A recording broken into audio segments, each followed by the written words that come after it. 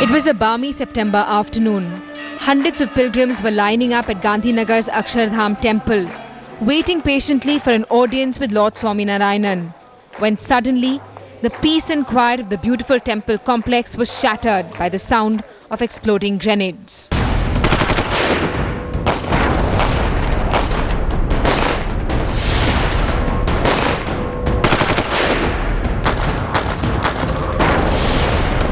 The temple was under attack. The explosions were followed by the sound of heavy gunfire. Two armed militants launched an assault on unsuspecting devotees with AK-47 fire. What followed was a gruesome dance of death. 33 killed and more than 80 people, including police officers and Jawans, were grievously injured. After 14 long hours, a crack team of NSG commandos shot the militants dead, ending the night-long siege. You're with Lost Lives on Headlines today, our special series where we bring you stories of people whose lives were destroyed because they were jailed without. This week we bring you the story of two people who were accused of masterminding the 2002 Akshardham terror attack and thrown behind bars. 11 years later, they were pronounced not guilty by the Supreme Court. This is their story. 41-year-old Mufti Abdul Qayyum is a man who has literally been to hell and back. He smiles for the camera as he poses with his wife and children. But it's simple pleasures like these that he was deprived of for more than a decade. A teacher at a local madrasa, Abdul Qayyum was arrested along with 5 others 1 year after the Akshardham attack. He claimed he was illegally detained for 12 days, where he was brutally tortured and inflicted with wounds that would leave visible marks on his body for life. इतने मुझ पर त्रास गुजारे, इतने जुल्म किए कि उसके लिए मेरे पास कोई अल्फाज नहीं है। हद तजावुज़, मतलब एक हैवानियत की भी हद तोड़ दी होगी उन्होंने। मेरी सारी उंगलियों में करंट देना और थाई पर और पैरों पर और हाथों पर एक रोज़ में 200 300 डंडे मारना, मुझे बेहोश कर देना, फिर होश में लाने के लिए पानी छिड़कना, पानी पिलाना, उसके बाद कॉफ़ी पिलाना, किसी तरह के मैं इस काबिल हो जाऊंगे फिर उनको जवाब दे सकूं और मार खा सकूं। As if the ordeals of the torture chamber weren't enough, Abdul Qayyum claims the police tried to intimidate him by threatening to stage a fake encounter with him. मुझे इस बात पर मजबूर कर रहे थे कि मैं सारा अपने ज़िम्मे ले लूं और कबूल कर लूं कि हाँ, ये जो अक्षरधाम मंदिर पर जो हमला हुआ था और जो ये फिदाइन अटैक हुआ वो सारा मैंने करवाया और मेरी निगरानी में हुआ ये सारा काम। तो इस चीज़ को कबूलने के लिए, और न सिर्फ ये कि मैं कबूल हूँ, मुझे अपने कुछ बड़े धार्मिक गुरुओं का नाम देने के लिए भी मजबूर किया। 18 सितंबर को मुझे रात में एनकाउंटर के लिए भी ले गए थे और कोतरपुर का जो इलाका है, मुझे तो पता भी नहीं था, रात में 4 साढ़े 4 बजे के करीब एयरपोर्ट के पीछे का कोई हिस्सा था, इतना मुझे समझ में आया था। वहाँ जाने के बाद मेरी आंखों से पर्दा खोला गया, तो उससे मुझे थोड़ा सा आइडिया आया कि एयरपोर्ट पर आना जाना था ये हाजियों को लेने के लिए और हाजियों को छोड़ने के लिए। तो इतना लगा था कि भाई एयरपोर्ट का इलाका है करीब में कहीं, वहाँ ले जाकर 5 फायर भी किए मेरे सर पास, पैरों के पास, हाथों के पास। डराना मकसद था, एक माहौल बनाना मकसद था कि मैं किसी तरह कन्फेशनल स्टेटमेंट दे दूँ। While in illegal detention, Abdul Qayyum spent 3 days copying Urdu letters. Officers of the Ahmedabad crime branch kept sending in experts to assess whether or not he was able to duplicate the handwriting. The handwriting he was being asked to copy was from letters allegedly recovered from the terrorists after the Akshardham attack. ये story इनकी ये थी कि 2 Urdu letter जो उनसे बरामद हुए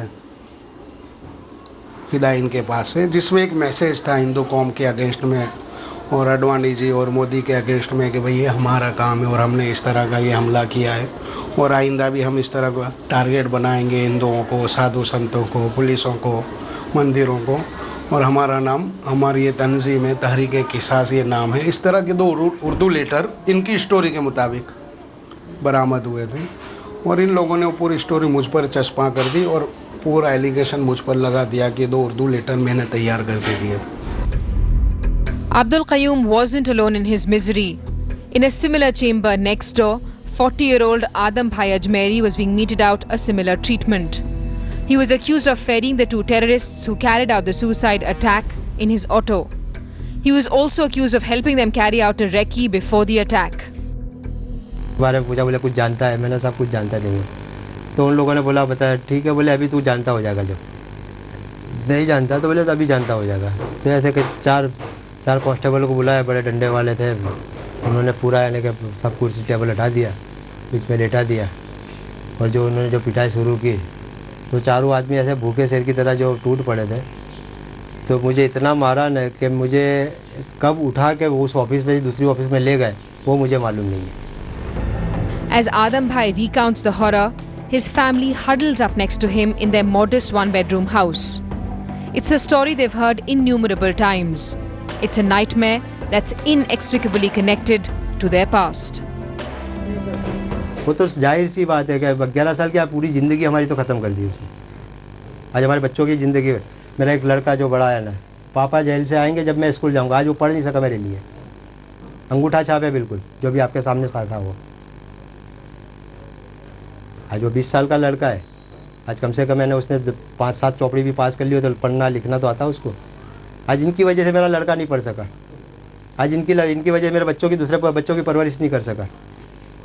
तो क्या मेरी परवरिश मेरे बच्चों की यानी कि नहीं हमको कर दी है ना, हमारी लाइफ पूरी यानी हमारी फैमिली की लाइफ पूरी ख़त्म कर दी इन्होंने। सबसे बड़ी परेशानी तो ये है कि हमको सज़ा नहीं दी इन्होंने, हमारे परिवार को सज़ा दी है इन्होंने। मुझे अकेले को सज़ा नहीं दी, मेरे पूरे परिवार को सज़ा दी है। तो जो मेरा परिवार, जो मेरी बीवी, मेरे भाई, मेरे मोहल्ले वाले, ये लोग जो है ना जितना जो काम यानी कि जो इन लोगों ने जो तकलीफ़ें उठाई है, मैंने नहीं उठाई, उन लोगों ने उठाई है।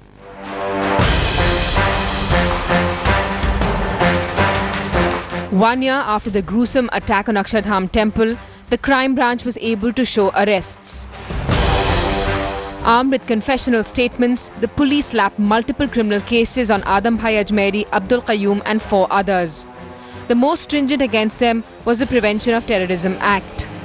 The Ahmedabad police was leaving behind a trail of loose ends that would come back to haunt them.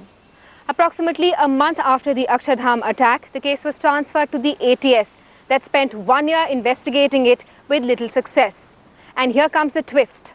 On the 28th of September 2003, 1 year later, the case was transferred back to the crime branch and ACP Singhal was made in charge of investigations. Within a span of 12 hours, Singhal had shown 5 arrests. इनकी खुद की story भी ये बता रही है कि 28 की सुबह में हमारे पास ऑर्डर आए कि भाई ये केस आपको डिटेक्ट करना है पुलिस कमिश्नर कचहरी से, और शाम में इन्होंने हमको अरेस्ट भी बतला दिया। यानी इतने शॉर्ट टाइम में तो यहाँ की पुलिस, ये क्राइम ब्रांच तो शायद स्कॉटलैंड पुलिस और दुनिया की सबसे बेहतरीन पुलिस समझी जाएगी कि इतना बड़ा केस के जो 11 महीने तक ATS नहीं कर पाई है, उसको डिटेक्ट नहीं कर पा रही, जबकि वो तो बनाई गई थी खास इसीलिए कि टेररिज्म के जितने भी केस हैं उसको डिटेक्ट करें और उस पर ये लोग कंट्रोल करें। जब वो 11 महीने तक इसमें कुछ नहीं ला सके कि लोकल कलेक्शन है, लोकल लोग इसमें इन्वॉल्व हैं, वो ये लोग 10 घंटे 11 घंटे भी नहीं। The crime branch made a 6th arrest on the 12th of October from Jammu and Kashmir. The prosecution alleged it was a conspiracy hatched in Saudi Arabia, Hyderabad, Ahmedabad and Kashmir by clerics seeking revenge for the Gujarat riots. The charge sheet was filed after seeking sanction from the State Home Ministry to prosecute the accused under POTA. Media भी इतना उछला था कि हकीकत में लोग आम public भी आने के रोड जैसी भी आम पब्लिक भी आने बोल सकती है, बोले कि हाँ भाई ये टेररिस्ट है ही। और आज हम बेगुनाह जो बिल्कुल क्लियर होके बाहर निकले तो आज हमको कोई पूछने वाला भी नहीं है। What followed was nothing short of a nightmare, not just for the two accused but also their families. Today they're able to smile and share a joke, but for 11 long years they were ostracized, branded as terrorists and humiliated in public. जो तकलीफ़ है मैंने उठाई, मैं समझता हूँ उससे ज़्यादा तकलीफ़ है मेरी फैमिली ने उठाई है। मुझे तो जेल में एक कोना मिल गया था, खाना पीना मिल जाता था, सरकार की जानिब से एक टाइम टेबल, एक शेड्यूल बना हुआ था। लेकिन इन लोगों ने जो समाज के ताने भी सुने होंगे कि भाई आतंकवादी लोग हैं और आतंकवादी की माँ है, आतंकवादी की बीवी है, उसके बच्चे हैं, और आतंकवादियों की फैमिली और अक्षरधाम कांड में ये लोग मुलव्वस हैं। तो लोगों के ताने सुने होंगे, समाजी बायकाट देखा होगा, खासकर स्कूलों के अंदर और हॉस्पिटल में और जहाँ जहाँ इन लोगों को जाना पड़ता होगा, वो तकलीफ़ें इसलिए मैं समझता था कि मुझसे ज़्यादा तकलीफ़ें घर वालों ने उठाई इस चीज़ में। Matters got worse when the duo, along with the other accused, were found guilty by the special Pota court. Abdul Qayyum and Adam Bhai Ajmeri were sentenced to death. The evidence used to prosecute them were letters, confessional statements and eyewitness accounts. हमने पहले रोज से madam एक demand की थी कि हम बेकसूर हैं, इसलिए हमें सीबीआई जांच चाहिए या कोई भी इंडिपेंडेंट एजेंसी कि जिसमें सरकार का, खासकर गुजरात सरकार का और यहाँ की पुलिस का हस्तक्षेप ना हो, दखलगिरी ना हो। लेकिन किसी भी कोर्ट ने हमारी ये बात कभी भी नहीं मानी। सेशन कोर्ट ने हमारी ये बात नहीं मानी। उसके लिए हम लोगों ने उपवास भी, धरने भी किए थे जेल के अंदर, भूख हड़ताल भी की थी। लेकिन उसके बाद भी बात कन्फेशन पर आई थी। तो उस वक्त मैंने पोटा कोर्ट से कहा था कि मैडम, कन्फेशनल स्टेटमेंट लेकर इन लोगों ने केस बनाया और आप उसी के ऊपर अगर केस सुनेंगे, ट्रायल चलाएंगे, तो फिर हमारे साथ इंसाफ की कोई उम्मीद नहीं है। मैंने उस वक्त यहाँ तक कोर्ट से कहा कि आप कन्फेशनल स्टेटमेंट के ऊपर ही अगर केस सुनना और चलाना चाह रहे हैं ट्रायल, तो मैं WTC भी मेरे सर पर ले लेता हूँ और दुनिया में जितने भी आतंकी हमले हुए सारे डाल दो। सिर्फ हिंदुस्तान एक ही बात नहीं, पूरी दुनिया के आतंकी हमले। क्योंकि कन्फेशनल स्टेटमेंट लेना तो बहुत आसान, सारा पावर और सब कुछ उनके हाथ में, डंडा है, सरकार है, सब कुछ उनके हाथ में। वो किसी मुझसे नहीं, किसी से भी लेकर बतला देंगे कन्फेशनल स्टेटमेंट। लेकिन पोटा कोर्ट ने तब भी हमारी बात नहीं सुने, चार्जेस भी लगा दिए। Everything seemed to be working against them, but Abdul Qayyum and Adam Bhai were not willing to give up just yet. Their lawyers approached the Gujarat High Court against the conviction, which to their surprise upheld the verdict of the lower court. High court से भी हमें उम्मीद थी, लेकिन मायूसी हुई। और उम्मीद इसलिए थी कि पहले तो तकरीबन बेंचों ने हमारा केस नॉट बिफोर में किया था। लोग डर रहे थे शायद चलाने के लिए कि वो शायद जस्टिस ना दे पाएँ, इंसाफ ना दे पाएँ। और उसमें सबसे बड़ी तकलीफ़ ये हुई कि 2.25 साल तक हाई कोर्ट ने जजमेंट पेंडिंग रखा, 26 महीने तक जजमेंट को रोके रखा। तो आखिर कोर्ट क्या चाह रही थी? हम लोगों ने, ये पहला केस आपने सुना होगा शायद, कि हम बार बार मेंशन कर रहे थे कि भाई हमारा जजमेंट दो। अगर हकीकत में हम कसूरवार होते और फांसी के लायक होते तो फांसी का कैदी कभी ये नहीं चाहेगा कि जल्दी मुझे फांसी लगाओ और जजमेंट दे दो। वो तो चाहेगा कि जितना डिले हो और जितना जीने मिल जाए। लेकिन हम बार बार मेंशन कर रहे हैं कि भाई हमारा जजमेंट दो, हमारा जजमेंट दो। 2.25 साल के बाद, 26 मंथ उसके बाद हाई कोर्ट जजमेंट दे रही। सुप्रीम कोर्ट ने इस चीज़ पर भी हाई कोर्ट को बहुत लताड़ा था। It was the thought of their young children and wives waiting back home that gave the duo the strength to fight on. Refusing to live with the terror tag, they approached the final arbiter of justice. The case finally landed up before the Supreme Court. And this is where the tide started turning in their favor. Top lawyers pitched in to provide them legal aid. I took the biggest risk of my life while arguing a criminal appeal in the Supreme Court, where I made a request to the court that I may be permitted to place before the court the clothes which were worn by the deceased, from where these 2 letters are recovered. And I said that if those pockets have 6 or 7 bullet holes in both the trousers, it will conclusively establish that this document is fabricated. The court agreed. The case property was summoned. It was opened in the presence of the court, and I put my hands in those pockets and showed all the holes through which my fingers could pass. The argument that Abdul Qayyum's handwriting matched that in the letters fell apart right there. The defense counsel argued that NSG Chief Brigadier Raj Sitapati, who had allegedly recovered the letters from the militants, had not been called to testify by the prosecution. The defense also highlighted the fact that the prosecution had presented 3 different versions insofar as the origin of the attackers were concerned. Based on these discrepancies and the non-reliability of the confessional statements, the defence sought an acquittal. After listening to arguments from both sides, the Supreme Court finally pronounced its verdict on the 16th of May 2014. 11 years after they had been arrested, all the 6 accused were set free. The Apex Court also reprimanded the Gujarat police for shoddy investigations in a case relating to national security. Not only that, the top court also hit out at Narendra Modi, who as Home Minister had granted sanction for prosecution under POTA. We're with lost lives on headlines today. This week we're bringing you stories of 2 people whose lives were destroyed after they were wrongfully charged under POTA and thrown behind bars. 11 years later, they were pronounced not guilty by the Supreme Court. There couldn't have been a bigger endorsement of their innocence. But what they lost can never be compensated. They say there's nothing that makes a father happier than to see his children smile. For 11 long years, Abdul Qayyum was denied this pleasure. He wasn't around when his younger son spoke his first words, took his first steps. He wasn't there to attend parent-teacher meetings and sports day celebrations at his older child's school. What's worse, he wasn't even there to attend his father's funeral. For 11 years, Abdul Qayyum was missing in action. वो जो तकलीफ़ है और जो मैंने चीज़ें गंवाई हैं 11 साल में, मेरा बाप गंवा दिया, मेरे बच्चों की मासूमियत और जो भोलपन था और बचपना था वो गंवा दिया, जो बड़े बड़े हो गए।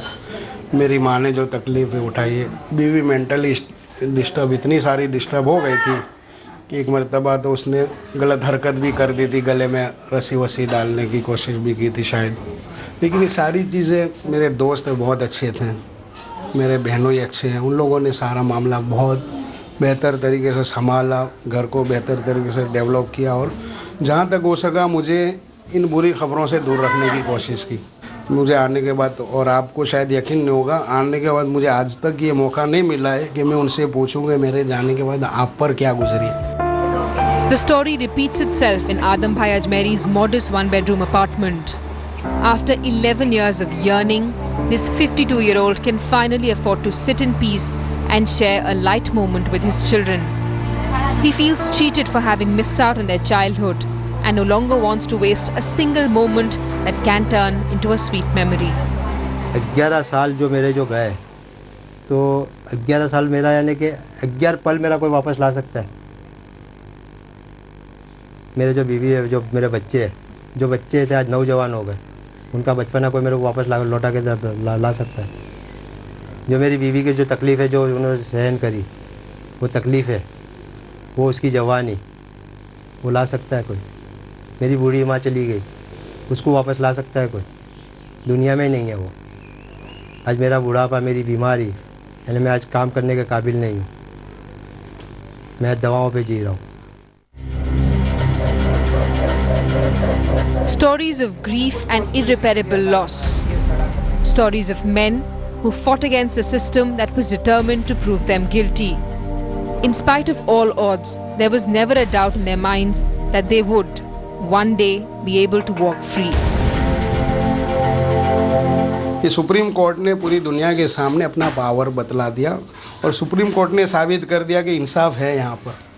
और हम फ़ख्र कर सकते हैं, हम कह सकते हैं कि सुप्रीम कोर्ट ने आज भी हमें ये उम्मीद दिलाई है कि यहाँ का जो मुसलमान है, ये हिंदुस्तान से इंसाफ का, हिंदुस्तान से यहाँ पर रहने का, यहाँ पर इज़्ज़त से रहने का पूरा हकदार है, जितना एक हिंदू भाई हैं जितनी दूसरी कौम है।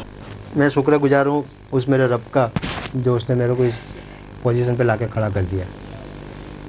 और दूसरा सुप्रीम कोर्ट का, जो जजों ने जो हमारे तरफ मैंने पूरी सुनवाई सुनकर और जो जजमेंट दिया, तो हिंदुस्तान के अंदर आज भी हमको ऐसा लगता है कि हिंदुस्तान के अंदर कानून है, कानून में इंसाफ होने करने वाले हैं। The Apex Court, while pronouncing them not guilty, made the following observations. We are of the firm view that the concurrent findings of fact of the Special POTA Court and the High Court are not only erroneous in fact but also suffers from error in law. Before parting with the judgment, we intend to express our anguish about the incompetence with which the investigating agencies conducted the investigation of a case of such grievous nature, involving the integrity and security of the nation. These people lost more than a decade of their lives in the prison. For what? And why should there not be any recompense? Why should the persons who are responsible for fabrication not be prosecuted? That is what is lacking in our criminal justice system.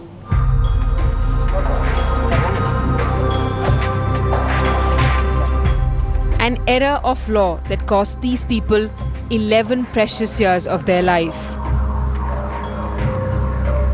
Investigating agencies that displayed gross incompetence and a state government that acted without applying its mind. Do these people not deserve an apology from the people who ruined their life? Is a monetary compensation too much to ask for? Compensation must be in crores to deter the police from fabricating. The police officers are not very scared of suspension, dismissal, and also imprisonment, unless there is exemplary damages awarded against the wrongdoers, particularly in case of fabrication of evidence in criminal cases, against the police officers who are responsible for it, and it be directed that it should go out of their salaries and out of their pension. That will be more deterrent than mere imprisonment. And I think that the punishment presently imposed under Section 357 is woefully inadequate. It makes no difference. 10,000 rupees, 20,000 rupees, 50,000 rupees means nothing in this day and age, unless the compensation is in crores. And I would implore on the Prime Minister to completely revolutionize the criminal justice system and speed it up. While an honourable acquittal from the Supreme Court comes as a huge relief for the men who are accused of waging a war against the country, it doesn't ensure a source of livelihood and 2 meals a day. No one wants to hire a person who spent 11 years behind bars. As the NDA government talks tough on terror, will it also compensate those who suffered because of a miscarriage of justice? The country is watching.